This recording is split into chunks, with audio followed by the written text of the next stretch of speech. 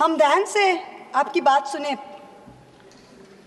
राजनाथ जी और पीएम साहब दोनों। बहुत खूबसूरत है हर बात, लेकिन अगर दिल भी होता तो क्या बात होती।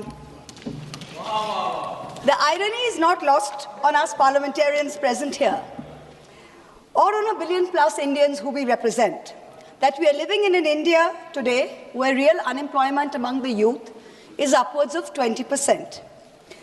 That we are choking in a national capital where AQI routine levels are over 800, when the centre is purposefully starving non-BJP states of their Manrega, their housing and their water dues, where millions of people are being subjected to a hurried, arbitrary process of mass disenfranchisement, when in session after session, we in the opposition are bullied, browbeaten and prevented from raising pressing issues of national importance, suddenly the government finds it so important, so necessary, so urgent to discuss the historical complexities of a song.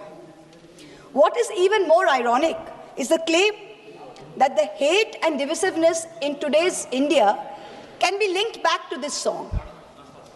And by the way, just 2 weeks ago, on November 24th, 2025, the Rajya Sabha Parliamentary Bulletin published a section on parliamentary customs and conventions, where it explicitly informed all members that the decorum and the seriousness of the proceedings of the House requires that there should be no Jai Hind, Vande Mataram, or any other slogans raised in the House.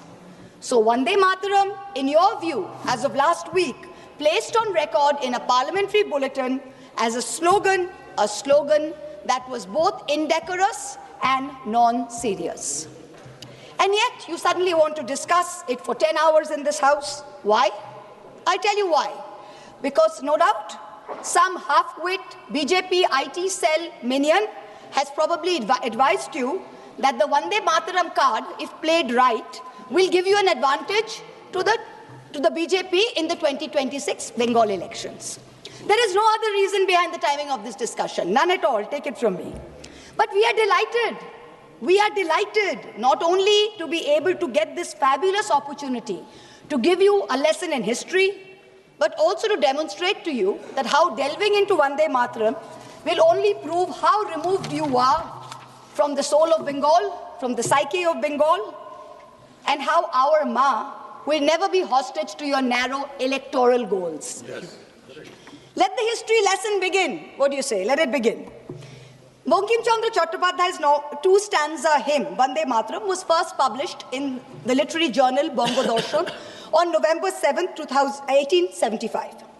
At that time, there were no patriotic societies or nationalistic organizations to speak of in India, except for the Indian League in Calcutta, which was founded by some patriotic Bengalis, Shishir Ghosh, Ananda Mohan Bose, Surendranath Banerjee, to rally public support against British colonial rule.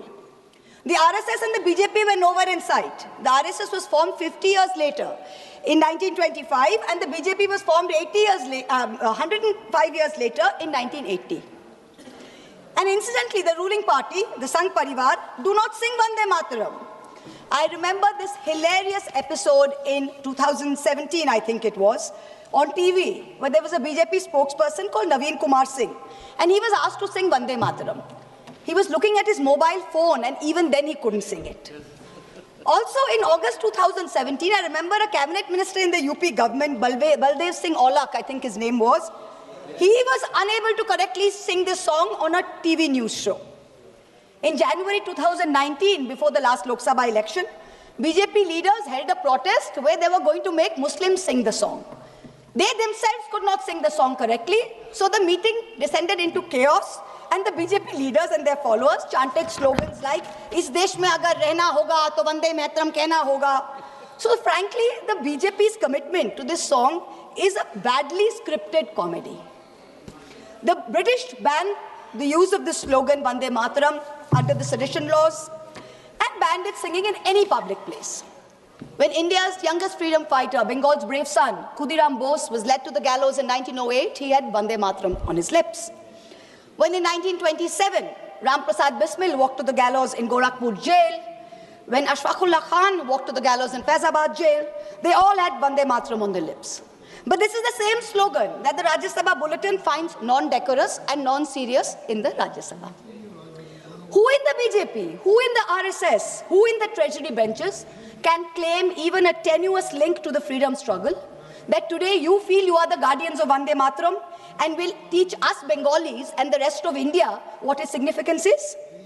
Out of 585 total prisoners in Andaman Cellular Jail, Kalapani, between 1909 and 1938, 68%, 398 were Bengali. The second largest contingent was from the Punjab, 95 revolutionaries. Why did you not rename the cellular jail after Barin Ghosh, after Ullashkar Dotto, after Indu Bhushan Roy? What homage have you paid Bengal? What homage have you played the land of Vande Mataram? Today you are having a discussion on this. The hymn Vande Mataram did not gain much popularity till it was included in Bankim Chandra Chattopadhyay's novel Anandamot in 1882 when it was published. Now, when he published it, he added 4 extra stanzas to it. The first 2 stanzas, which he had written in 1875, were a lyrical ode to the motherland. It says, giver of bliss, beauty. The version in the novel, which he incorporated in 1881-82, had a different tone than that of the original poem. The figure of sweetness and light was now endowed with a fearsome accoutrement and the trappings of war almost. But this is in keeping with the narrative of the novel, which was about the Shonnashi rebellion. It is important to note here that in the next 4 stanzas that he wrote, Bankim Chandra Chattopadhyay used the words Shaptokoti, which means 7 crores. Now, 7 crores in the 1871 census was the population of undivided Bengal, Bihar, Orissa, and Assam. So this means that the novel, the hymn, was about Bengal. The hymn was about Bengal, and the mother he refers to is also in Bengal's concept and Bengal's context.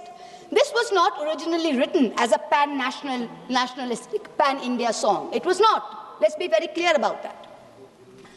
So how did it become this nationalistic song? How does A.R. Rahman sing it in 1997? How? It was none other than the poet laureate Rabindranath Tagore who composed the first musical score of the song based on Desh Ragini around 1885. Rishi Bankim liked the song and the tune so much, he himself included it in the 3rd edition of his book, Anandamot, in 1886. Tagore, in 1937, writes to Nehru, and he writes to Nehru that the privilege of originally setting its first stanza to the tune was mine. When the author was still alive, Bankim died in 1894. He says, I set it to tune while Bankim was still alive. And I was the first person to sing it. So Tagore was the first person to sing it publicly before a public gathering of the Calcutta Congress in 1896. So Tagore sets the tune and he sings it publicly in the presence of Rahmatullah Saini, Dadabhai Naoroji, Surendranath Banerjee. The song gained mass popularity when? Only after 1905, when the Swadeshi movement as a reaction to Lord Curzon's partition of Bengal took place. Itinerant singers sung it in Prabhat Feris every morning to raise national consciousness. Rabindranath Tagore himself, on Raksha Bandhan Day, October 16th, 1905, led the famous anti-partition protest where Hindus and Muslims tied Rakhis on each other and said, Vande Mataram.